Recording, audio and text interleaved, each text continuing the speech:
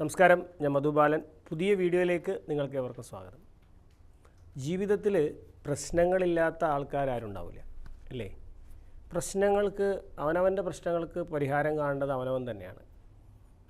വേറെ ആരെങ്കിലും നമ്മുടെ പ്രശ്നങ്ങൾ പരിഹരിച്ച് തരും എന്ന് വിചാരിച്ചിരിക്കാതെ നമ്മുടെ പ്രശ്നങ്ങൾക്കുള്ള പരിഹാരങ്ങളുമായി നമ്മൾ മുന്നോട്ട് പോകണം അല്ലേ? അപ്പോൾ ഇന്നത്തെ ഈ വീഡിയോയിലൂടെ ഞാൻ നിങ്ങളോട് ഷെയർ ചെയ്യുന്നത്, നമുക്ക് ജീവിതത്തിൽ ചില പ്രശ്നങ്ങളൊക്കെ വന്നു കഴിഞ്ഞാൽ അതിനെ എങ്ങനെ വളരെ മനോഹരമായി നമുക്കതിനെ നേരിടാം എന്നുള്ളതിനെക്കുറിച്ചാണ്. ഓക്കെ, ഏറ്റവും പ്രധാനമായിട്ട് പ്രശ്നങ്ങൾ വരുമ്പോൾ പ്രശ്നങ്ങളെക്കുറിച്ച് ചിന്തിച്ച് അതിലൂടെ വരുന്ന കോൺസിക്വൻസസിനെ കുറിച്ച് ചിന്തിക്കാതെ പ്രശ്നങ്ങൾ പരിഹരിച്ച് കഴിഞ്ഞ അവസ്ഥയിലെത്തിയാൽ എങ്ങനെയായിരിക്കും എന്നുള്ളതിനെക്കുറിച്ച് ചിന്തിക്കാനുള്ളൊരു മൈൻഡ് സെറ്റ് ആദ്യമേ ഉണ്ടാക്കി വെക്കുക. ഇതാണ് ഏറ്റവും മർമ്മപ്രധാനമായ കാര്യം. ആ ഒരു മൈൻഡ് സെറ്റ് എന്ന് പറയുന്നതാണ് എല്ലാം. നമ്മുടെ ഉള്ളിലുള്ള കാര്യങ്ങളാണല്ലോ പുറത്ത് റിയലായിട്ട് വരുന്നത്. അപ്പോൾ നമ്മൾ ആ പ്രശ്നം പരിഹരിച്ച് കഴിഞ്ഞാൽ എങ്ങനെയായിരിക്കും എന്നുള്ള രീതിയിൽ തന്നെ ഇപ്പോഴേ ജീവിക്കാൻ വേണ്ടി പറ്റണം. പക്ഷേ ഇത് വളരെ കഠിനമായ കാര്യമാണ്. കാരണം ഒരാളുടെ ക്യാരക്ടർ ടെസ്റ്റ് ചെയ്യുന്നൊരു സമയമാണ് അയാളുടെ ജീവിതത്തിൽ പ്രശ്നങ്ങൾ വരുമ്പോൾ. വളരെ സ്ട്രോങ് ആയിട്ടുള്ള ഒരാൾക്ക് അങ്ങനെയുള്ള കാര്യങ്ങൾ നേരിടാൻ പറ്റും.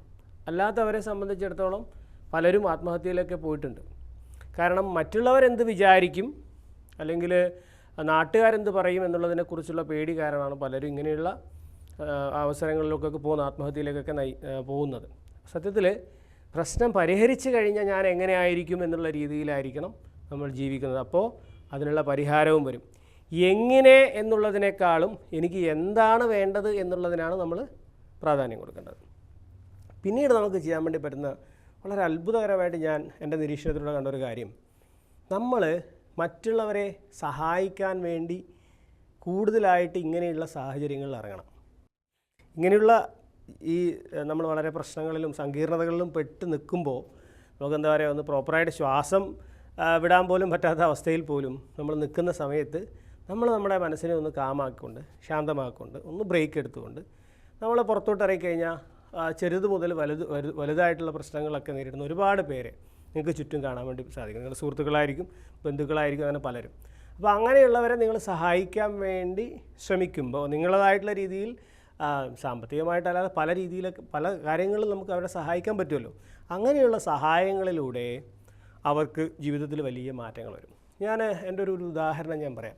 അതായത് ഒരു ഘട്ടത്തിൽ വീടൊക്കെ കെട്ടാതെ വാടക വീടുകളിലൂടെ പോയിക്കൊണ്ടിരുന്നൊരു സാഹചര്യം എനിക്കുണ്ടായിരുന്നു. അപ്പോൾ ആ സമയത്തൊക്കെ വീട് വെക്കണമെന്ന് വലിയൊരു ആഗ്രഹമായിരുന്നു. പക്ഷേ എന്തുകൊണ്ടോ ആ സമയത്തൊന്നും എനിക്ക് ഒരു ഫൈനാൻഷ്യലി അത് സെറ്റ് ചെയ്യാൻ വേണ്ടി സാധിച്ചില്ല. ആ ഘട്ടത്തിലാണ് എൻ്റെ വീട്ടിൻ്റെ തൊട്ടടുത്തുള്ള ഒരു കുട്ടിക്ക് സെറിബ്രൽ പാൾസി എന്ന് പറഞ്ഞിട്ടുള്ള ഒരു അസുഖം ഉണ്ടല്ലോ. ആ അസുഖമുള്ളൊരു കുട്ടി കുറേ കാലമായിട്ട് ഒരു കുടിലിൽ, ആ വീട്ടിലാണെങ്കിൽ പാമ്പിൻ്റെ ശല്യമൊക്കെ കൊണ്ട് വളരെയധികം ബുദ്ധിമുട്ട്. അച്ഛനും അമ്മക്കും ജോലിക്ക് പോകാൻ പറ്റില്ല, അവരും രോഗികളായിരുന്നു. ആ ഘട്ടത്തിലാണ് ഞാനൊരു വീഡിയോ ചെയ്യുന്നത്. ആ സമയത്ത് ഞാനൊരു ചാനലിനെ സപ്പോർട്ട് ചെയ്യുന്നുണ്ടായിരുന്നു, ഒരു പ്രൈവറ്റ് ചാനൽ. അപ്പോൾ ആ ചാനലിലൂടെ ആ വീഡിയോ ആൾക്കാർ കണ്ട് ഒരുപാട് സ്ഥലത്തേക്ക് ആ വീഡിയോ റീച്ച് ചെയ്തു. അമേരിക്കയിൽ നിന്ന് പോലും ആ കുട്ടിക്ക് ഇരിക്കാനുള്ള വീൽ ചെയർ അടക്കമുള്ള കാര്യങ്ങൾ വന്നു.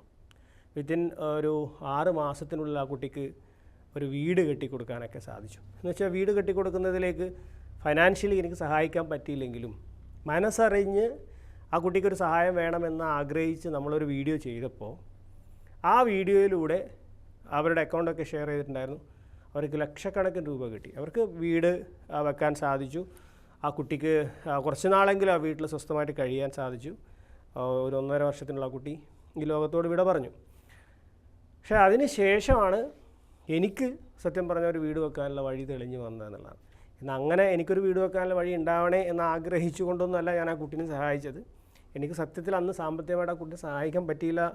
അതുകൊണ്ട് ഭയങ്കര വിഷമമുണ്ടായിരുന്നു. എങ്ങനെയെങ്കിലും ആ കുട്ടീനെ എന്തെങ്കിലും ചെയ്യണം. അതിൻ്റെ ഭാഗമായിട്ട് ഒരു വീഡിയോ ചെയ്യുകയും ആ വീഡിയോ ഒരുപാട് പേരിൽ റീച്ച് ചെയ്യുകയും ഒരുപാട് കാരുണ്യ സഹായങ്ങൾ, ഒരുപാട് നല്ല മനുഷ്യരുടെ സഹായങ്ങൾ കിട്ടിയതും കൊണ്ട് ആ കുട്ടിക്ക് ഒരു വീടും അതുപോലെ തന്നെ സൗകര്യങ്ങളൊക്കെ ഡെവലപ്പ് ചെയ്യാൻ വേണ്ടി സാധിച്ചിരുന്നു. അപ്പോൾ ഞാൻ പറയുന്നത് അതൊരു ഉദാഹരണമായിട്ടാണ്, അതൊരു മഹിമയായിട്ട് പറയുന്നതല്ല, ഒരു ഉദാഹരണമായിട്ട് നമ്മുടെ ജീവിതത്തിൽ സംഭവിച്ചൊരു ഉദാഹരണമായിട്ട് ഞാൻ പറയുന്നതാണ്. അങ്ങനെ ചെറുതും വലുതുമായിട്ട് നമുക്ക് സഹായിക്കാൻ പറ്റുന്ന ഒരുപാട് കാര്യങ്ങൾ നമുക്ക് ചുറ്റുമുണ്ട്. അപ്പോൾ നമ്മുടെ എനർജി അങ്ങനെയുള്ള കാര്യങ്ങളിലോട്ട്, ഹെൽപ്പ് ചെയ്യാനുള്ള കാര്യങ്ങളിലോട്ട് പോകുമ്പോൾ അതോടൊപ്പം നമ്മുടെ പ്രശ്നങ്ങൾ പരിഹരിക്കാനും നമ്മൾ ശ്രമിക്കണം കേട്ടോ. അത് വേണ്ടെന്ന് ഞാൻ പറയുന്നില്ല. കാരണം എന്ന് വെച്ചാൽ നമ്മളതിന് ഇറങ്ങുമ്പോഴാണല്ലോ, തുനിഞ്ഞിറങ്ങുമ്പോഴാണല്ലോ നമുക്ക് സഹായങ്ങൾ കിട്ടുന്നത്. അത് കൂടാതെ നമ്മൾ നമ്മുടെ എനർജി ഇങ്ങനെയുള്ള കാര്യങ്ങളിലേക്ക് കൂടി ഫോക്കസ് ചെയ്യുമ്പോൾ നമുക്ക് എവിടെ നിന്നൊക്കെയോ ചില സഹായങ്ങൾ വരുന്നതായിട്ട് കാണാൻ വേണ്ടി സാധിക്കും. എന്തൊക്കെയോ ചില ബ്ലെസ്സിങ്ങുകൾ നമുക്ക് ഉണ്ടാകുന്നതായിട്ട് കാണാം. ചില അപകടങ്ങളിൽ നിന്നൊക്കെ നമ്മൾ അത്ഭുതകരമായി രക്ഷപ്പെടുന്നതായിട്ട് കാണാൻ പറ്റും. യൂസഫ് അലി സാറിൻ്റെ തന്നെ ഒരു വലിയൊരു അനുഭവം നിങ്ങൾ കേട്ടിട്ടുണ്ടാവും. അദ്ദേഹം ഒരുപാട് പേർക്ക് വലിയ രീതിയിൽ സഹായം ചെയ്യുന്ന ആളാണ് യൂസഫ് അലി സാർ. അദ്ദേഹം അത്ഭുതകരമായ രീതിയിൽ ഒരു ഹെലികോപ്റ്റർ ആക്സിഡൻറ്റിൽ നിന്ന് രക്ഷപ്പെട്ട് നിങ്ങൾ കണ്ടതല്ലേ. അപ്പോൾ ഒരു തുണ ഇങ്ങനെയുള്ള ഘട്ടങ്ങളിലൊക്കെ നമുക്കുണ്ടാവും. അതുകൊണ്ട് മനസ്സറിഞ്ഞ് മറ്റുള്ളവരെ സഹായിക്കുക, സാമ്പത്തികമായിട്ടല്ലാതെ തന്നെ പലതരത്തിലും ഒരാശ്വാസമാവും. വളരെ വിഷമിച്ചിരിക്കുന്ന ആൾക്കാരുടെ അടുത്ത് പോയി കുറച്ച് സംസാരിക്കുന്നത് തന്നെ ഒരാശ്വാസമായിരിക്കും. അങ്ങനെ നിങ്ങൾ ശ്രമിച്ചാൽ നിങ്ങൾക്കും എവിടെ നിന്നെങ്കിലുമൊക്കെ സഹായങ്ങൾ കിട്ടുന്നതായിരിക്കും. സഹായം കിട്ടണം എന്ന് വിചാരിച്ചുകൊണ്ട് ആരെയും സഹായിക്കാനും പോകരുത്. അപ്പോൾ ഈ പറഞ്ഞ വീഡിയോയിലെ കാര്യങ്ങൾ നിങ്ങൾക്ക് ഇഷ്ടപ്പെട്ടെങ്കിൽ തീർച്ചയായിട്ടും നിങ്ങൾ ജീവിതത്തിൽ അത് പ്രാവർത്തികമാക്കുക. നിങ്ങൾ ഈ വീഡിയോ മറ്റുള്ളവരിൽ കൂടി എത്തിക്കുക, ഷെയർ ചെയ്യുക, കമൻറ്റ് ചെയ്യുക. പുതിയ വീഡിയോകളുമായിട്ട് നമുക്ക് വീണ്ടും കാണാം. Thank you for watching. Namaste.